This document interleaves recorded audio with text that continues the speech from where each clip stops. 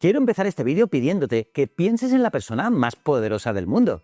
Puede ser un presidente, un rey, un multimillonario dueño de empresas tecnológicas, puede ser un deportista. Ahora piensa en la persona más elegante y sofisticada de la historia. Quizás Cleopatra, quizás Marilyn Monroe, o piensa en el guerrero más temible, Alejandro Magno, Genghis Khan. Todos ellos, sin excepción, tenían algo en común contigo, algo de lo que los libros de historia rara vez hablan. Todos ellos, cada día de sus vidas, tuvieron que detener lo que estaban haciendo, buscar un lugar apartado y defecar. Ya sabes, evacuar, obrar, hacer de vientre, plantar un pino o simplemente cagar. Es la gran verdad universal, es el gran igualador biológico. Da igual cuánto oro tengas en tu corona o cuántos ejércitos comandes. Tu cuerpo genera desechos y si no te deshaces de ellos correctamente, te matarán. Hoy vivimos en una burbuja de porcelana y agua limpia. Entras al baño, pulsas un botón y todo desaparece en un remolino mágico. Nos parece tan normal que no le damos importancia. Pero la historia de cómo llegamos a ese botón es una saga épica de milenios. Es una historia de ingenio brillante y de retrocesos estúpidos. De civilizaciones que diseñaron alcantarillas perfectas hace 4000 años y de reyes europeos que vivían rodeados de inmundicia. Es una historia de plagas, de explosiones de gas metano, de esponjas compartidas y de héroes olvidados que salvaron más vidas que la penicilina. Prepárate, porque hoy vamos a mancharnos las manos con la historia. Soy JJ Priego, esto es Historias de la Historia. Y hoy te prometo que nunca más volverás a sentarte en tu baño con la misma indiferencia. Hoy vamos a hablar del inodoro, o como tú lo llames, el retrete, el váter, la taza, el excusado, el trono o la oficina. Desde el miedo en las cuevas de la prehistoria hasta los robots inteligentes de Japón, esta es la crónica de nuestra guerra milenaria contra nuestra propia biología. Bienvenido al trono. ¿Quieres saber más? Acompáñame.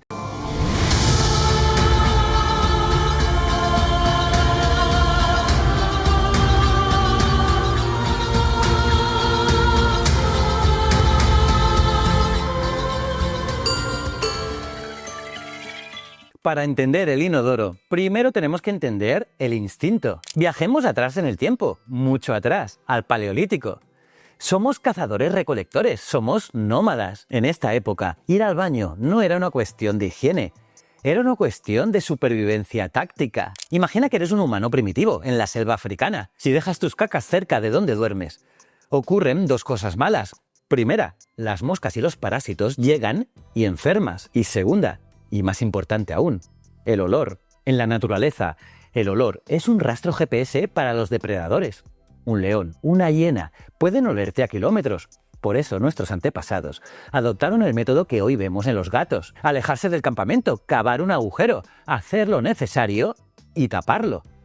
Taparlo del todo, cavar y cubrir. Era simple, era ecológico y funcionaba porque éramos nómadas. Si el sitio se ensuciaba demasiado, simplemente recogíamos nuestras lanzas y nos mudábamos al siguiente valle. La naturaleza se encargaba de reciclar el resto. Pero el verdadero problema de la humanidad empezó cuando decidimos quedarnos quietos. Hace unos 10.000 años ocurre la revolución neolítica. Inventamos la agricultura.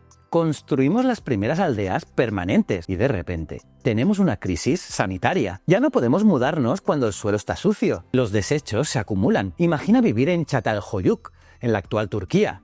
Una de las primeras protociudades. Las casas estaban pegadas unas a otras. Entrabas por el techo. ¿Dónde iban los desechos? Pues a menudo a los espacios entre las casas, a los corrales, o simplemente se acumulaban en capas bajo los suelos de arcilla. Los arqueólogos han encontrado que con el sedentarismo, la tasa de enfermedades e infecciones se disparó. El ser humano estaba aprendiendo una lección dura. Vivir juntos apesta. Pero sorprendentemente, hubo pioneros geniales mucho antes de Roma. Viajemos ahora a las Islas Orcadas, en Escocia, al asentamiento de Skara Brae. Estamos en el año 3000 a.C.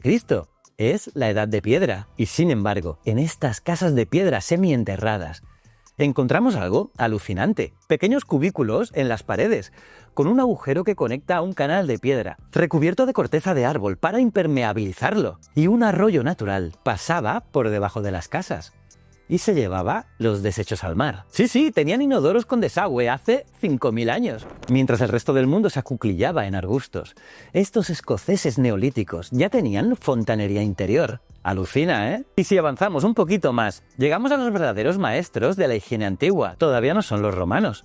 Hablo de la civilización del Valle del Indo, en lo que hoy es Pakistán e India. La ciudad de Mohenjo-Daro, año 2500 a.C. Lo que lograron aquí es humillante para muchas ciudades modernas. Casi todas las casas de Mohenjo-Daro tenían un baño privado, tenían un asiento de ladrillo, y los desechos caían por tuberías de terracota empotradas en los muros para que no se vieran ni olieran, y se conectaban a un sistema de alcantarillado municipal que corría bajo las calles. Y escúchate esto, las alcantarillas tenían tapas de registro de piedra para que los trabajadores pudieran entrar a limpiarlas. Como ves, tenían un sistema de gestión de residuos mejor que el de Londres en 1850. Eran una civilización obsesionada con la pureza del agua. Y no estaban solos. En la isla de Creta, la civilización minoica también jugaba en otra liga. En el Palacio de Nosos encontraron lo que se cree que es el primer inodoro con cisterna de la historia, y fue el de la reina. Tenía un canal de madera que traía agua limpia, pasaba por el inodoro y se llevaba toda la suciedad. Podían literalmente tirar de la cadena usando el flujo de agua de lluvia o de cisternas. Estamos hablando de 1500 años antes de que Roma pusiera su primera piedra. Pero estas civilizaciones colapsaron, y con ellas gran parte de esta tecnología se perdió en la arena del tiempo. Una auténtica pena. Y ahora sí, llegamos al Imperio Romano. Los romanos son famosos por sus acueductos, sus termas y su ingeniería. La cloaca máxima de Roma es una obra maestra, un túnel subterráneo tan grande que se podía navegar en barca por dentro. Y su función era drenar los pantanos y llevarse la suciedad al río Tíber. Pero la experiencia del usuario, eso es otra historia. Porque para el ciudadano medio romano, ir al baño no era un acto privado, era un acto social. Tenías que entrar en las latrinas públicas, las llamadas foricai. Imagínate una sala grande, a menudo decorada con mármol y con estatuas, y a lo largo de las paredes un banco de piedra corrido, con agujeros tallados en la piedra cada 50 o 60 centímetros. No había paredes divisorias, no había cubículos. Te sentabas allí, codo a codo con tu vecino. Podías estar allí haciendo tus necesidades al lado de un soldado, al lado de un comerciante, o incluso al lado de tu suegro. Y charlabas. Se cerraban tratos comerciales en las letrinas, se discutía de política, se invitaba a cenar. Era literalmente una red social analógica. Pero hablemos de la limpieza. Los romanos no usaban papel. El papel higiénico tardaría siglos en llegar desde China. Entonces, ¿qué usaban? Te presento a Xylospongum o Tersorium, básicamente una esponja de mar atada a la punta de un palo corto de madera. El proceso era el siguiente: tú terminabas tu asunto, te estirabas hacia adelante. En el centro de la habitación había un pequeño canal con agua corriente donde flotaban estos palos. Cogías uno, te limpiabas y luego lo devolvías al canal. Eso sí, antes lo enjuagabas un poco en un cubo con agua, sal y vinagre y lo dejabas ahí para el siguiente usuario. Sí, compartían la esponja anal. Y claro, era un vector de transmisión de enfermedades brutal. Disentería, cólera, tifus, gusanos intestinales. Los análisis modernos de coprolitos, es decir, heces fosilizadas de romanos, muestran que estaban infestados de parásitos. A pesar de sus baños, de sus acueductos, la salud pública romana era bastante desastrosa por culpa de esa esponja compartida. Y había otro peligro: las alcantarillas romanas no tenían sifones, esa curva de agua que bloquea los olores. Por lo tanto, los gases de la descomposición, metano y sulfuro de hidrógeno, subían libremente por los agujeros de las latrinas. A veces la concentración de gas era tan alta que si alguien entraba con una lámpara de aceite, ¡boom!, el inodoro explotaba. La gente salía quemada gravemente de las letrinas. Era tan común el peligro de explosiones o de que una rata te mordiera las partes nobles que los romanos tenían una diosa específica para esto: Cloacina. Se encomendaban a ella antes de sentarse, rezando para salir ilesos. Y una curiosidad más sobre Roma: la orina era dinero. El emperador Vespasiano puso un impuesto a la recolección de orina en las letrinas públicas. ¿Por qué? Bueno, porque la orina tiene amoníaco, y el amoníaco se usaba para blanquear las togas de lana y para curtir cuero. Cuando su hijo Tito se quejó de que era un impuesto asqueroso, Vespasiano le puso una moneda bajo la nariz y le dijo la famosa frase: pecunia non olet, el dinero no huele. Y bueno, cae el Imperio Romano y Europa se sume en la oscuridad higiénica. La infraestructura romana se derrumba, nadie sabe reparar los acueductos, las cloacas se atascan. Entramos en la Edad Media y aquí la situación se vuelve crítica. En los castillos, la solución era el garderob, básicamente un agujero en una losa de piedra que sobresalía del muro del castillo, y todo lo que caía iba directo al foso o en una pila en la base del muro. Se llamaba garderob, guardarropa. porque la gente solía colgar sus ropas en esa habitación. ¿Colgar la ropa en el baño apestoso? Pues sí, porque el olor a amoníaco y heces era tan fuerte que mataba a las pulgas y a las polillas. Era la fumigación medieval. Pero, ¿y la gente normal en las ciudades amuralladas? Pues vivían en casas de madera, estrechas, sin fontanería. Usaban el orinal o una vacinilla debajo de la cama. Y por la mañana cuando estaba lleno, ¿qué hacías? Pues abrías la ventana, mirabas o no a la calle y gritabas «agua va» y lanzabas el contenido a la vía pública. Las calles medievales no eran suelo firme, eran una mezcla de barro, basura y excrementos humanos y animales. Si eras rico, caminabas a caballo para no pisarlo. Si eras clase media, usabas unos zuecos de madera con plataformas altas, las patens, para elevarte sobre la inmundicia. Y en algunos sitios, los cerdos vagaban libres por las ciudades, comiéndose esos desechos. Eran el servicio de limpieza. Sin embargo, hay un oficio medieval que merece nuestro respeto, el gong farmer. Y es que los pozos negros, las fosas sépticas primitivas debajo de las casas, se llenaban, claro. Y alguien tenía que vaciarlos. Estos hombres trabajaban solo de noche. Por ley, para no ofender a la gente con el olor, bajaban a los pozos, a veces con la inmundicia hasta el cuello, y sacaban cubos y cubos para llevarlos a las granjas como fertilizante. Ganaban buen dinero, pero morían jóvenes por las infecciones o asfixiados por los gases. Fueron los héroes trágicos de la época. Llegamos al Renacimiento y al Barroco. Pensamos en arte, en música, en palacios dorados. Pero la higiene toca fondo. La Iglesia Católica de la época veía el baño excesivo como algo sospechoso, algo que incitaba a la lujuria y que abría los poros a la enfermedad. Pensad que creían que el agua caliente debilitaba el cuerpo. Así que la gente dejó de bañarse. Por ejemplo, la reina Isabel I de Inglaterra se jactaba de bañarse una vez al mes. Lo necesitará o no. Y eso parece que ya era bastante. Pero el epicentro del horror lujoso fue Versalles, en Francia. El rey Luis XIV, el Rey Sol, construyó el palacio más impresionante de la tierra. Espejos, oro, jardines infinitos. Pero se le olvidó un detalle: los baños. Versalles fue diseñado sin inodoros. Había miles de nobles, sirvientes, visitantes viviendo allí. ¿Dónde iban? Pues detrás de las cortinas de terciopelo, en las esquinas de los pasillos, en los jardines inmaculados. Las crónicas dicen que el olor en verano era tan potente que hacía llorar los ojos. Los sirvientes no daban abasto limpiando. Y para combatir esto, la nobleza francesa desarrolló dos cosas. 1. El perfume industrial. Se echaban litros de esencia de flores para enmascarar el olor corporal y ambiental.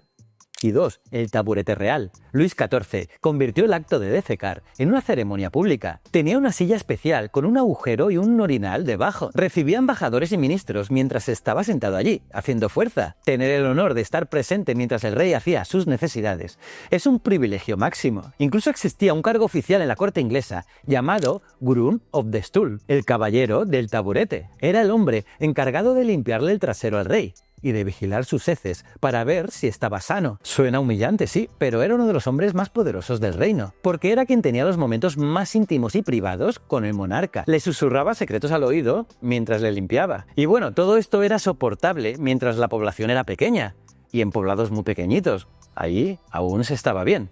Pero llegó la Revolución Industrial, siglo XIX. Las ciudades explotaron. Londres pasó de tener 1 millón de habitantes a tener 3 millones en muy poco tiempo. Pero seguían usando pozos negros medievales. Londres se estaba ahogando en sus propios desechos. Los pozos se desbordaban, se filtraban al suelo y contaminaban el agua subterránea. La gente sacaba agua de bombas manuales en la calle sin saber que estaban bebiendo agua filtrada a través de las letrinas de sus vecinos. Y entonces llegó el monstruo, el cólera. El cólera es aterrador.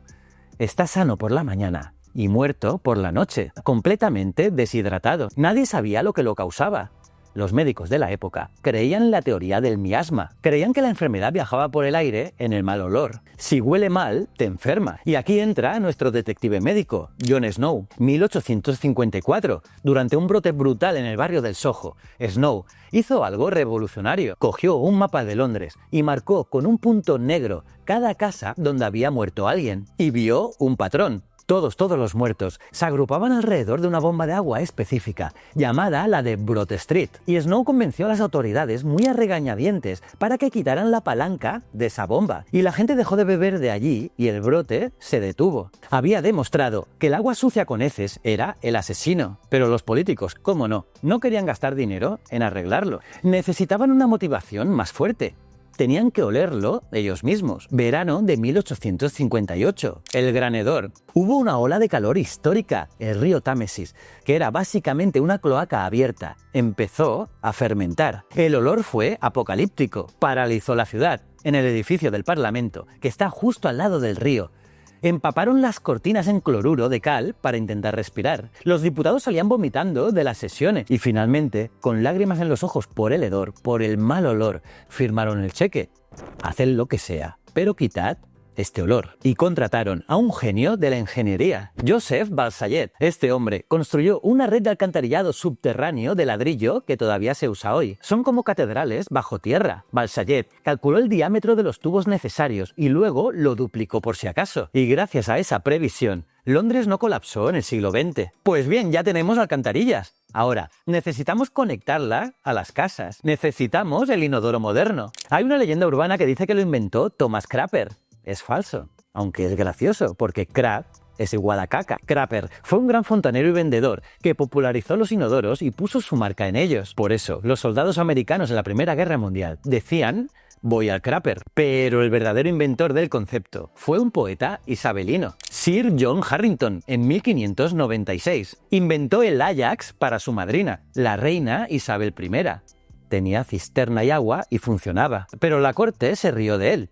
Hacía mucho ruido y les parecía una excentricidad ridícula. Además, tenía un fallo, un tubo recto. El olor de la alcantarilla subía directo al baño. Así que tuvimos que esperar casi 200 años, sí, 200 años.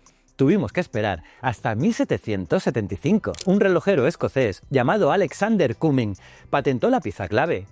El santo grial de la fontanería, la curva en S, el sifón. Sí, es esa tubería doblada que ves detrás de tu inodoro. Parece simple, pero es genial. Cuando tiras de la cadena, el agua se lo lleva todo, pero una pequeña cantidad de agua limpia se queda atrapada en la curva, y esa agua actúa como un tapón hermético e impide que los gases mortales, el olor y las ratas de alcantarilla suban a tu casa. Sin el sifón, tener un inodoro dentro de casa sería como vivir dentro de una fosa séptica. Lo que oyes, este pequeño tubo doblado, ha salvado más vidas humanas que cualquier intervención quirúrgica en la historia. Espectacular, ¿eh? Es increíble.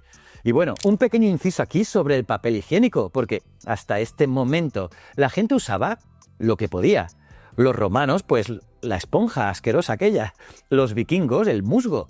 Los granjeros americanos, mazorcas de maíz secas. Doloroso, ¿verdad? Pues bueno, cuando aparecieron los periódicos y los catálogos, la gente los leía y luego los usaba, porque el papel higiénico comercial no se inventó hasta 1857 por Joseph Gayety y al principio fracasó, porque la gente no quería pagar por algo que ensuciaban. Y ojo al dato, hasta 1930 el papel higiénico tenía frecuentemente astillas. Sí, la tecnología de libre de astillas fue un punto de venta importante en los años 30, así que ya puedes agradecer tu papel suave de hoy. Y bueno, así en el siglo XX la higiene se estandarizó.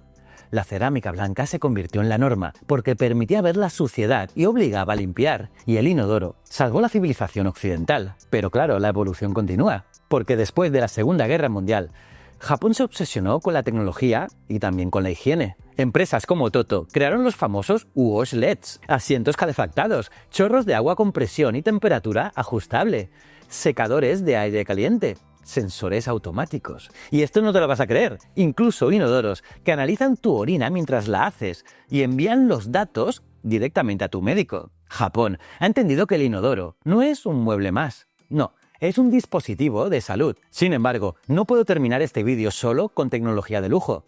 No, porque hay una realidad oscura que persiste hoy, en pleno siglo XXI, porque según la ONU y la Organización Mundial de la Salud, hoy, en nuestro siglo, en la época más tecnológica de la historia, 3.600 millones de personas, 3.600 millones de personas no tienen acceso a servicios de saneamiento gestionados de forma segura. Lo que oyes, casi la mitad del planeta. En muchos lugares de África y Asia, la gente sigue viviendo como en la Londres de 1850. La falta de inodoros provoca disentería, cólera, parásitos, y mata a cientos de miles de niños cada año. Es una crisis silenciosa.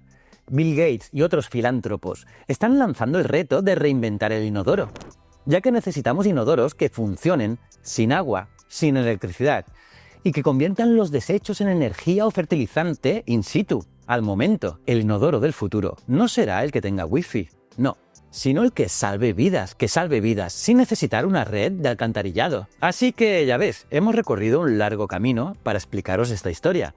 Desde el humano primitivo escondiéndose de los leones en la sabana, pasando por los ingenieros olvidados del Valle del Indo, por las esponjas compartidas de Roma y los castillos apestosos de la Edad Media, hasta llegar al sifón que protege tu hogar hoy. La historia del inodoro es, en realidad, la historia de la dignidad humana. Es la historia de cómo aprendimos a domar nuestra propia naturaleza para poder vivir juntos sin morir en el intento. Así que la próxima vez que entres a tu baño, quiero que lo mires con otros ojos. No es solo una taza de porcelana. Es el resultado de 10.000 años de prueba y error. Es un escudo contra la muerte. Es el verdadero trono de la vida moderna. Siéntate, relájate y agradece a Alexander Cumming, a Jon Snow y a los fontaneros anónimos que hacen que tu vida sea segura, limpia y sin olor. ¿Y tú qué opinas? Después de saber lo de la esponja romana y las mazorcas de maíz, ¿crees que el bidé o el chorrito japonés debería ser obligatorio en todo el mundo? ¿O te quedas con el papel? Déjamelo en los comentarios. Me encantará leerte. Y si te ha gustado esta inmersión profunda en la historia de lo cotidiano, tengo algo para ti. Hoy hemos hablado de lo que sale de nuestro cuerpo, pero ¿qué pasa con lo que entra? La historia del azúcar es tan oscura y letal como la de las cloacas de Londres. Hablamos de esclavitud, hablamos de imperios derribados y conspiraciones médicas que te afectan hoy mismo. Tienes que ver este vídeo aquí. Y si quieres tu dosis diaria de curiosidad histórica o incluso científica, sígueme en Instagram, JJPriegoTV, porque allí subo lo que no cabe aquí en YouTube. Soy JJ Priego, esto es Historias de la Historia. Y recuerda, el conocimiento es un requisito esencial para la supervivencia. Nos vemos en el próximo vídeo. Muchísimas gracias.